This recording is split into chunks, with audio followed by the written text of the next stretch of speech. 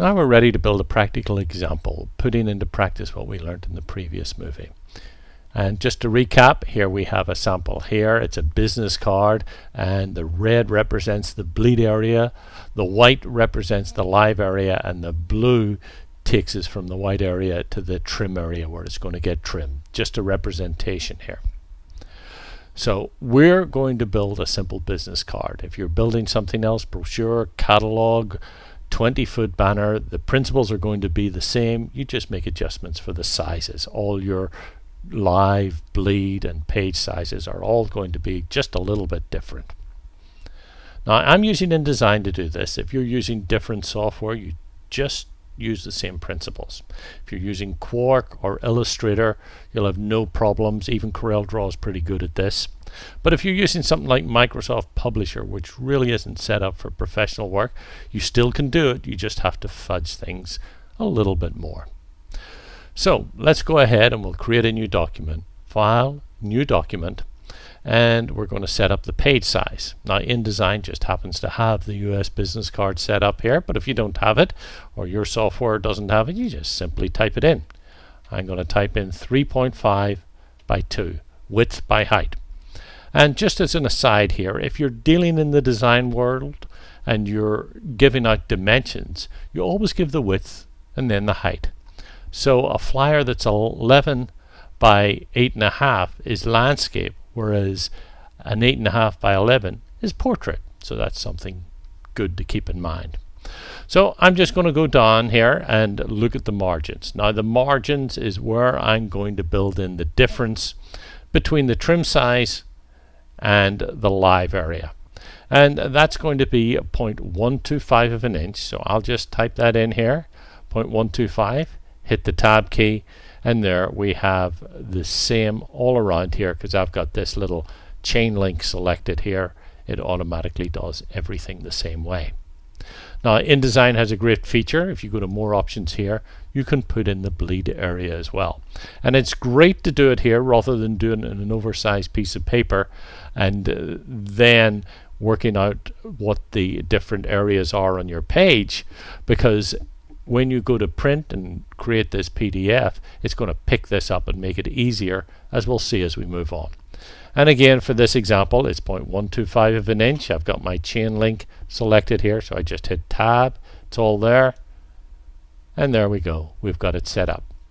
Now in InDesign, this red line represents the extent of the bleed. The black line is the trim area, and the margins are set up by this purple line. So we want all our live material to drop in the center, in the inside of the purple material. So let's switch over to a file I've already got set up here. That's the wrong one. Here we go. And this is all the information that I've put in here. It's going to be a very simple business card. I'm going to deal with the text first. Now, if I put the text like this, you can see the part of this text is going up into the area that is getting very close to the trim. You don't want it. You want the text, and a logo, for example, is a good graphic you wouldn't want to get cut off.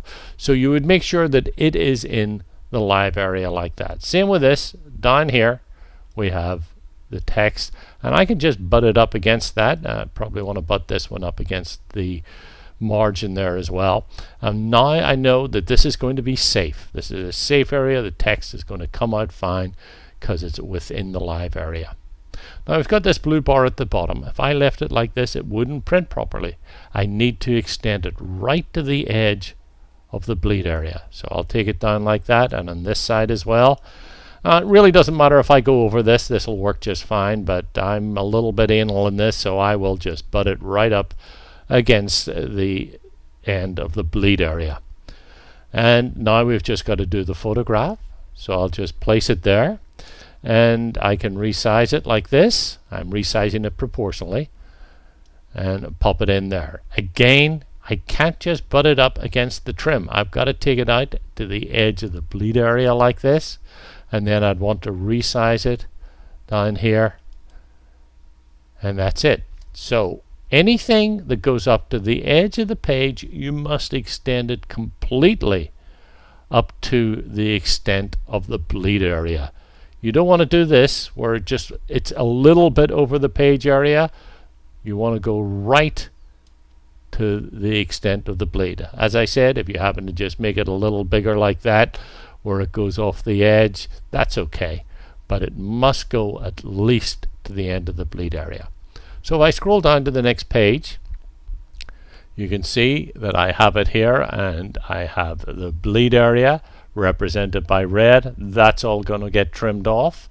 And then we have this area here where the live information is all in the right area. I'll just scroll down to the next page here. This is it complete. And in InDesign, I've got a couple of nice features here. I can look at a preview of it, and it shows me what it's going to look like after it's trimmed.